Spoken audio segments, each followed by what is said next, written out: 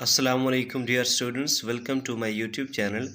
आज का हमारा टॉपिक ऑफ डिस्कशन है जॉन डन की बियोग्राफ़ी। वो एक इंग्लिश लिटरेचर के बहुत ही प्रोमिनेंट फिगर हैं। तो गाइस चलते हैं उनकी बियोग्राफ़ी की तरफ और उनके मेजर लिटरेरी वर्क के बारे में जानते हैं।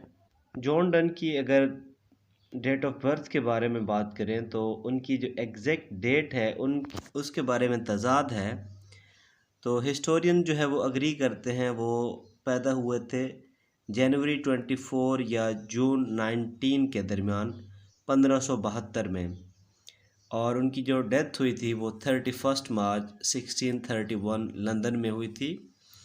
और इनका जो बेसिकली ताल्लुक़ था वो जैकोबियन एज से था। चाहे वो एलिज़ाबेथन में पैदा हुए थे, लेकिन उनकी जो राइटिंग में इन्फ्लुएंस था वो जैकोबियन एरा का था। वो एक मेटाफिज़िकल पोएट थे। John Donne Roman Catholic parents के यहाँ पैदा हुए थे।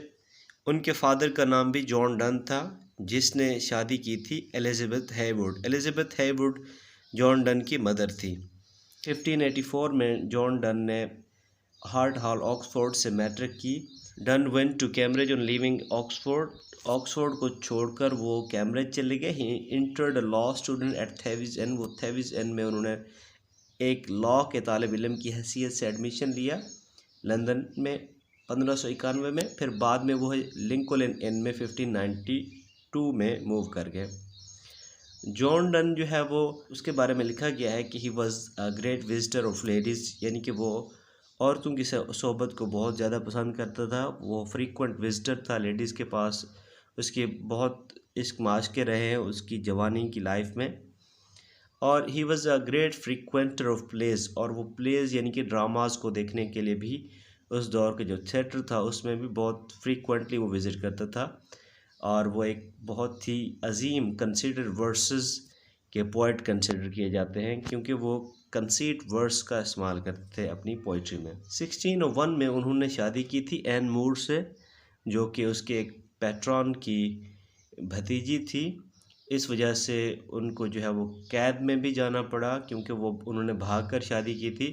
उसके पैट्रॉन का नाम था सर रॉबर्ट ड्रोरी। 1621 में उसको जो है dean of saint Paul church बना दिया गया था। He was persecuted for being Catholic and was debarred from taking a university degree. उसको कैथोलिक होने की वजह से जो है उसको सज़ा भी दी गई और उसको यूनिवर्सिटी से भी निकाल दिया गया, और हत्ता कि वो पब्लिक करियर यानी कि सरकारी जॉब्स वगैरह भी नहीं कर सकता था। बाद में उन्होंने एंग्लिकन मज़हब में जो है ख़ुद को कन्वर्ट किया, एंग्लिकन फ़िरके में शमूलियत अख्तियार की। 1615 में जब किंग जेम्स वन ने उनको मशवरा दिया कि ख़ुद को जो है वो कन्वर्ट कर लो, तो फिर वो कैथोलिक से एंग्लिकन में आ गए। उसकी लाइफ टाइम के अंदर आप देख सकते हैं कि कोई भी उसका पोएटिक वर्क पब्लिश नहीं हो सका था। उसके जो वर्क हैं उसमें उसकी satires, elegies, epigraph, verse letters, songs, sonnets और होली सोनेट शामिल हैं। उन्होंने अपनी एक elegiac poem to his mistress going to bed, उसमें वो कंपेयर करता है fondling of the mistress to the exploration of America. यानी फॉन्डलिंग का मतलब होता है एमरस या लव अफेयर्स या किसिंग एम्ब्रेसिंग। तो वो कहता है कि अपनी मिस्ट्रेस के साथ किसिंग एम्ब्रेसिंग ऐसे है जिस तरह अमेरिका को जो है वो एक्सप्लोर करना।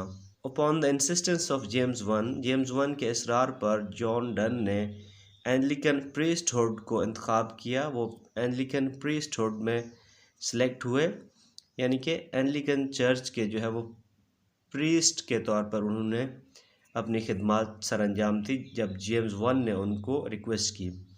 He is known for moving sermons and religious poems. वो जो है मूविंग सरमन्स और रिलीजियस पोम्स की वजह से बहुत ज़्यादा मशहूर है। उन्होंने 19 होली सोनेट्स लिखे जो कि डिवाइन मेडिटेशंस भी कहलाते हैं।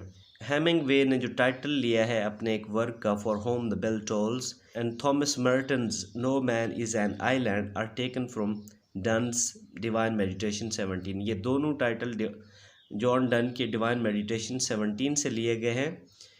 उन्होंने अपने पैट्रॉन रॉबर्ट ड्रोरी के लिए 2 एनिवर्सरी पोम्स भी लिखी, जिनके नाम है an anatomy of the world that was written in 1610 and of the progress of the soul 1611। Ben Jonson ने उनको क्रिटिसाइज़ किया। वो कहते हैं कि Donne for not keeping of accent deserve hanging. वो कहते हैं कि जॉन डन ने एक एक्सेंट को फॉलो नहीं किया जिसकी वजह से वो डिज़र्व करते हैं कि उनको फांसी पर लटका दिया जाए। Because his rhythm resembled casual speech. वो कहता है कि उसका जो रिदम है उसकी पोइट्री का, वो कैजुअल स्पीच, जो रोज़ाना की रोज़मर्रा की जो मामूल की स्पीकिंग होती है, कन्वर्सेशन होती है, कहते हैं कि उसको वो फॉलो कर रहा है, किसी क्लासिकल रूल्स को वो फॉलो नहीं करता, इस वजह से उसको लटका दिया जाए। Donne served in the parliament as a member of parliament in 1601 and 1614। 1601 और 1614 में जॉन डन ने मेंबर ऑफ पार्लियामेंट की हैसियत से फ़राइज़ सर अंजाम दिए। Izaak Walton wrote biography of John Donne. John Donne की बियोग्राफी आइजक वॉल्टन ने लिखी।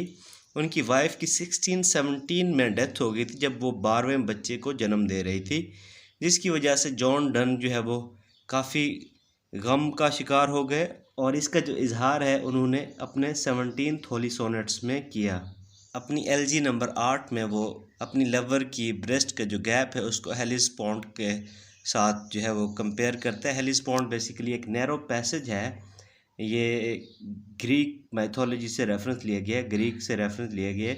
ये बेसिकली पॉइंट है जहाँ पे बहुत ही नैरो पैसेज है, बहुत ही तंग रास्ता है जहाँ से आप गुजर सकते हैं।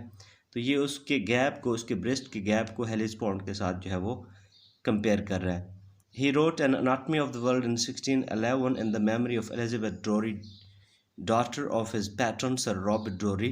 अपने सोनेट नंबर 10 में, जिसका नाम डेथ बी नॉट प्राउड, वो चैलेंज करता है उस बिलीफ को कि वो लोग जो फौत हो जाते हैं, दुनिया से चले जाते हैं, उनको हमेशा के लिए जन्नत में भेज दिया जाता है।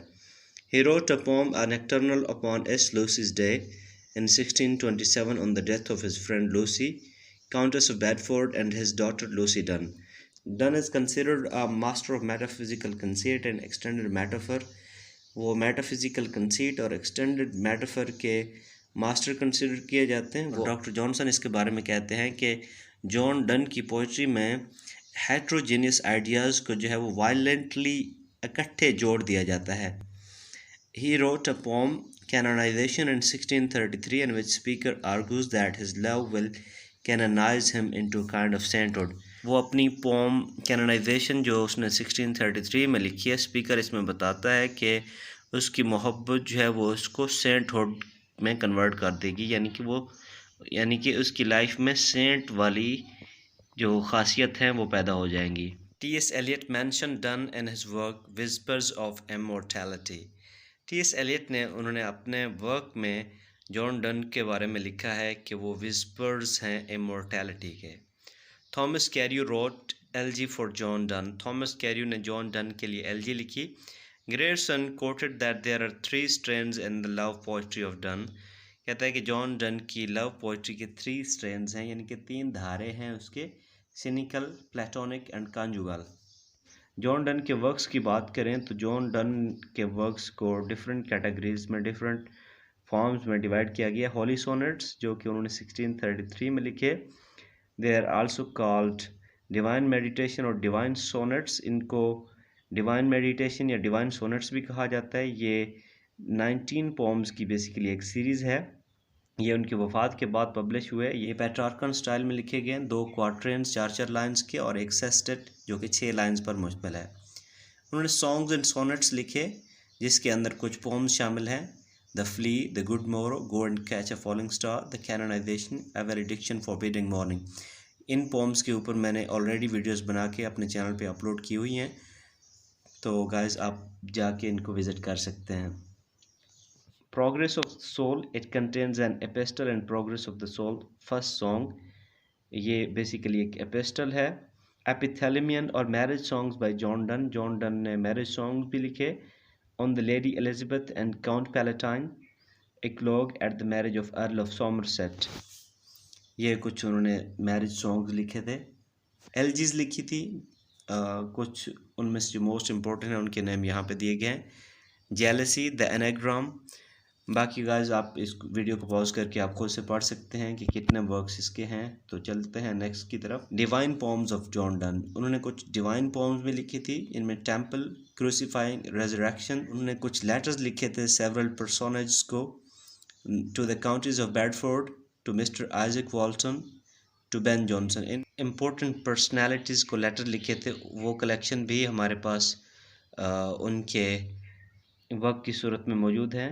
स्टायर्स भी उन्होंने लिखे ऑफ रिलीजन के नाम से, well I may now receive and die to sir Nicholas Matthew. तो गाइस ये थी बियोग्राफी जॉन डन की और उनके मोस्ट इम्पोर्टेंट वर्क को हमने टच किया और उनकी आलमोस्ट मुकम्मल ज़िंदगी के बारे में हमने पढ़ा।